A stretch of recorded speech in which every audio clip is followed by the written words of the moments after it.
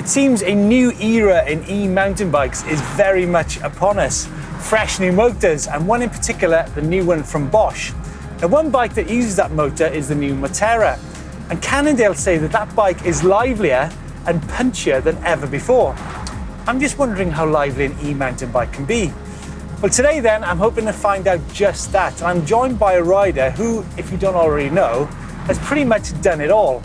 World Cup champion, World Downhill champion. A guy then who clearly knows what he's doing and does not hang about. Josh Bryceland.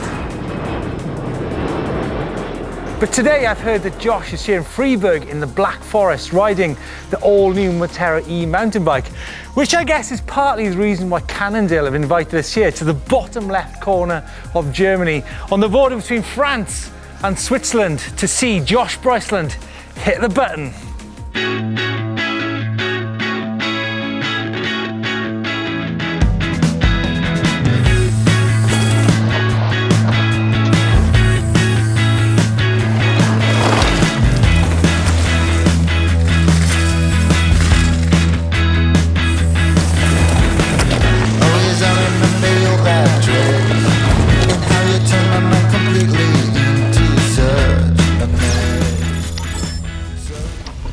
Now, I've heard that Bryceland is hanging out in these woods, but I doubt that it's here. That track is way too technical for him.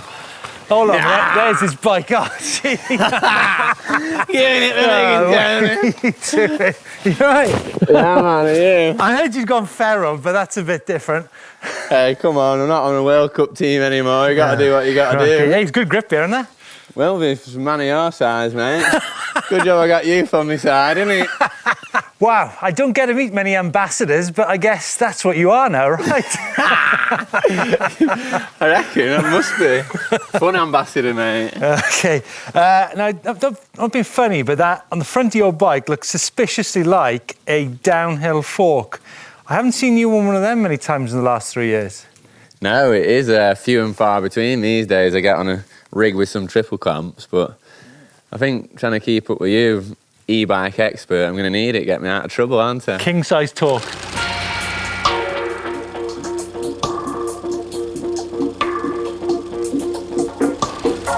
Into jibbing zoning.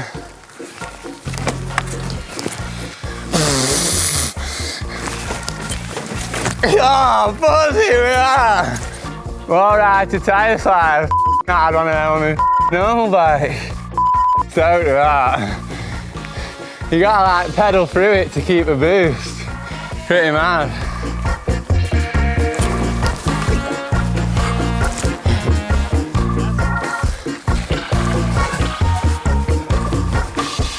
Oh, this looks a bit trick. What do you reckon, Josh? I reckon at the outside here. Yeah, well, I'll be honest, when I seen you practicing, mate, this one did look quite technical. Which way are you going to go? You're the man of the bit more like me, that, so... Yeah, straight line, that's your style, isn't it? It is. Connor. It is. The tails. Tails. Tails it is. Tails it is, I'm a rat, aren't I? Gotta be tails. Josh Bryceland, inside line. It's been a while, it's been a while. Oh, Jesus. Got whiskey froth already. Oh, look at this. I didn't know it was a Tony Bow. Right, one mark for me. Gee, I've got too much power for me, I'm good here. Pressure's on. Ooh. God, it's been a while since we raced together. Minute D, probably, wasn't it? Well, like 1999. No, I think it was Val de Sol. That was your last race. Yeah, but you weren't racing. I was. Week before, Masters Worlds. See you later.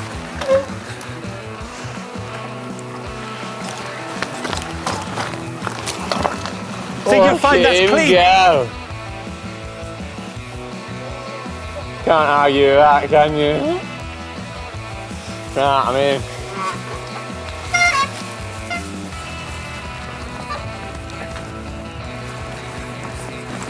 Yeah! Woo! I had to, did it? I had to.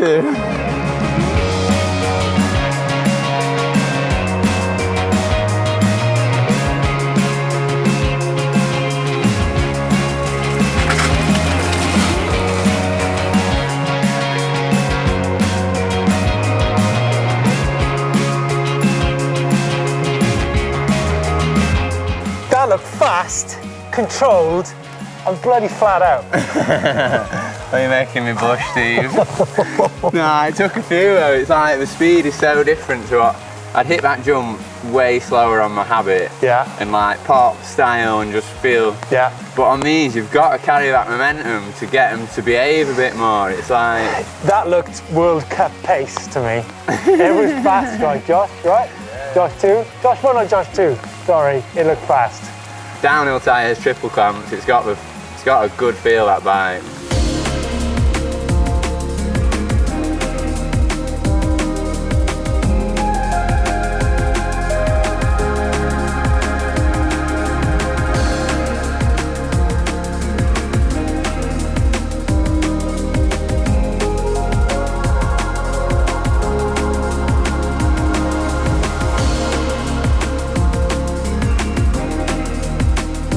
How are you feeling the rhythm of this Moterra, especially the SE?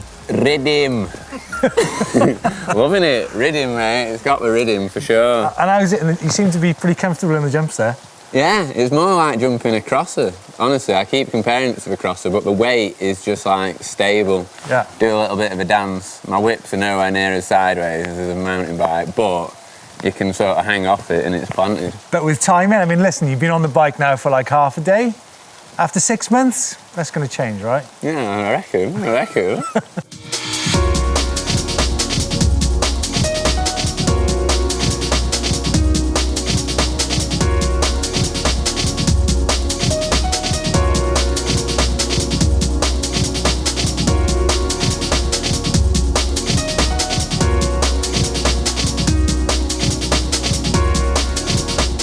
So I've taken a few moments from Josh, how shall we say, warming up to have a look at this all-new Moterra, because it really is all new.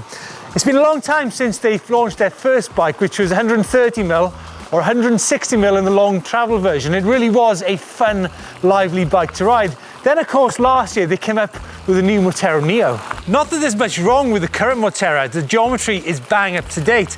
Such things as a 357mm reach in size large, 344mm bottom bracket, which makes it great in cornering, and of course the chainstay at 457mm. But it was the motor, it's the Bosch motor, which really has become a little bit long in the tooth, bigger, heavier than its contemporaries, plus of course that resistance past 25 kilometers an hour.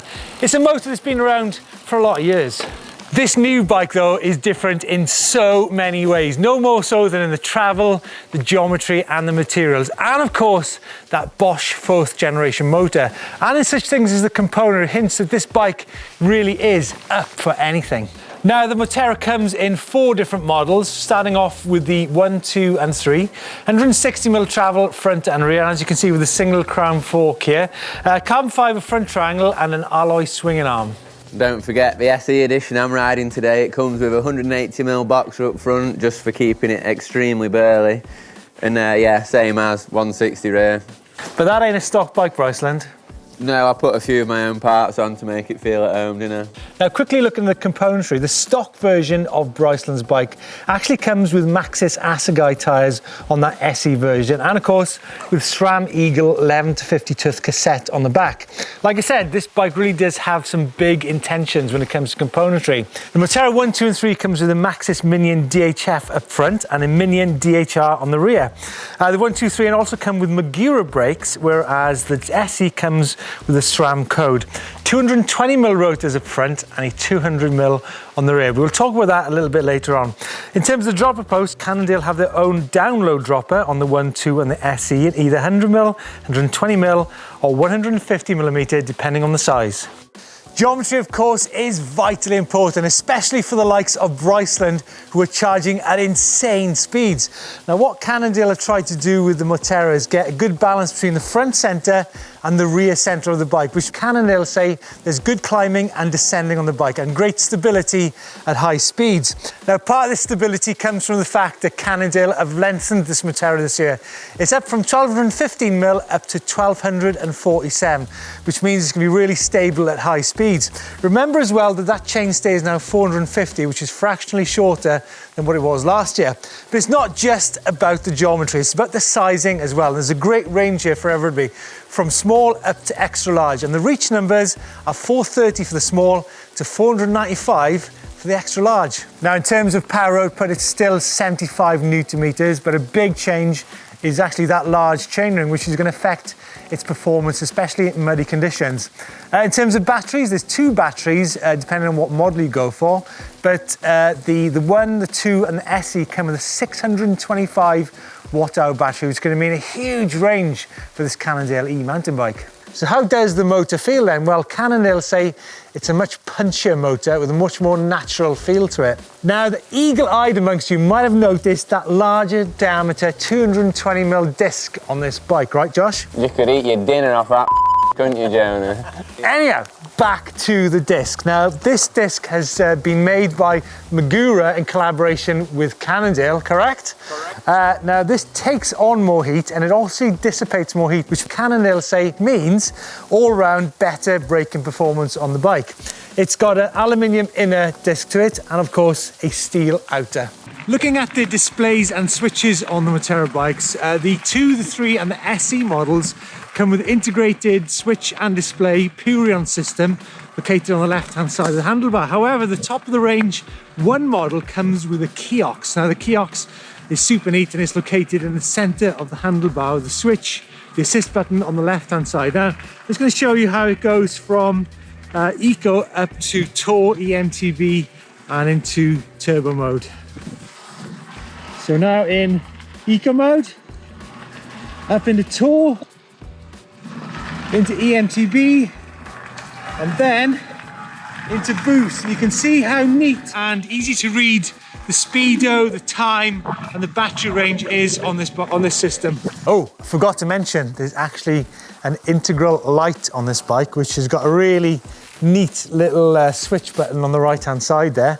And of course, you've got the kiosk, and if you don't want the kiosk, you can take it off and put it somewhere else. We mentioned earlier while we were sliding around in the wet woods with Josh Bryceland how Cannondale say that the new Bosch motor on this is livelier and punchier than before. And I guess part of that's going to be the software that Bosch have developed to help this bike get up such things as those really technical climbs. But there could be another side to the story, why this bike is actually more livelier, like they say. And that could be because the assist levels have gone up quite a bit in the different modes. For example, in Eco has gone up from 50 to 60%, in Tour 120 to 140, and then in Turbo from 300% to 340%. So taking the 625 watt-hour battery out is really simple. You simply move that release button, take the cover off, turn the key, and out she comes. Boom. It's a confusing time for wheel sizes on e-mountain bikes. Some brands go for 27.5, others go for 29, and there are some that go for 29 front and 27.5 rear. Cannondale have stuck to their guns and they keep the Moterra the same as they do on their other enduro bikes by having 29 front and rear.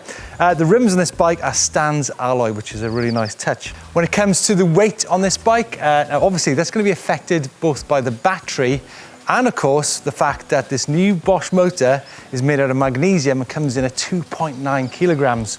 The weight on the Moterra 1 is 23.28 kilograms and on the Moterra SE is 24. Remember, those bikes have got the 625 watt-hour battery. If you go for the 3 version, that comes in slightly lighter, but remember, it's got a 500 watt-hour battery on that bike.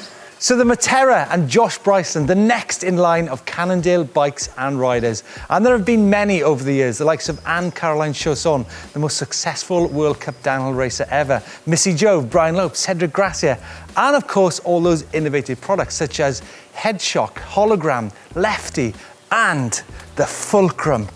Who can forget the Fulcrum downhill bike? Do you know what? I can't help but think where the future of Cannondale e-mountain bikes lies. And I think the answer to that might well lie with Josh Bryceland. So there is the all-new Moterra with a new Bosch motor. If you've got any comments or questions on this bike, let us know in the comments box below. In the meantime, if you want to see what these bikes are really capable of, check out the video me and Chris did on the Rock in North Wales. And for something more riding orientated about flow with former world champion Fabian Brel, have a look at that video just down there. In the meantime, give us a thumbs up if you like this video and hit the globe to subscribe to EMBN.